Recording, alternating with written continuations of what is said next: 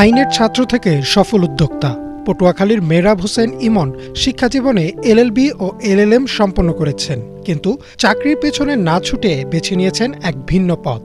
হাতে কলম নয়, তুলে নিয়েছেন রঙিন ফাইটার ফিশ বা বেটা ফিশ চাষের উদ্যোগ। কয়েক বছরের চেষ্টায় আজ তিনি জেলার সর্ববৃহৎ ফাইটার ফিশ বিক্রেতা। এই ফার্মে উৎপাদিত মাছ শুধু পটুয়াখালী নয়, আশপাশের জেলাতেও যায়। এই মাছটা আমি প্রথম দেখতে পাই আমার বোনের বাসায় করোনার সময়। দেখার পরে আমার আসলে মাছ তৈরি দেখে আমি মুগ্ধ হয়ে যাই। আমার কাছে খুবই ভালো লাগে, মানে এত এত ধরনের কালার একটা মাছের ভিতরে দেখে আমার খুবই ভালো লাগে, এবং সেখান থেকে আমার একটা আগ্রহ জন্মায় এই মাছের ব্যাপারে। প্রথমত আমি আমার বন্ধুর বাসায় রেখেছিলাম, কারণ বাসায় এটা আমার বলার মতো অতটা সাহস করে উঠতে পারিনি। কিন্তু পরবর্তীতে আমি দেখলাম যে এটা আসলে বিভিন্ন ধরনের সমস্যা সৃষ্টি করছে। বন্ধুর বাসায় যে মাছের পরিচর্যা করা, যত্ন নেওয়া, খাবার দেওয়া একটা কষ্টসাধ্য বিষয়।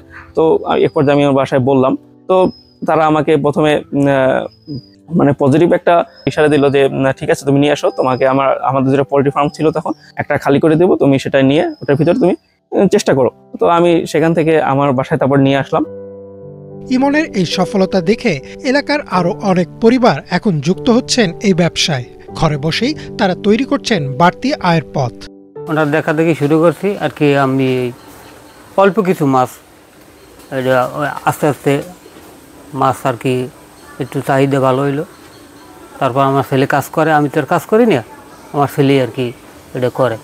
অল্প জায়গায় স্বল্প মূলধনে ফাইটার ফিশ চাষ করে পাওয়া যাচ্ছে বড়সড় সাফল্য। সুযোগ আর পরিশ্রম একসাথে মিললে সফলতা যে আসবেই, তার বাস্তব উদাহরণ মেহরাব হোসেন ইমন। আইন পাঠ শেষে ভিন্ন এক পথে ইমনের এই যাত্রা অনুপ্রেরণা হতে পারে অনেক তরুণের জন্য।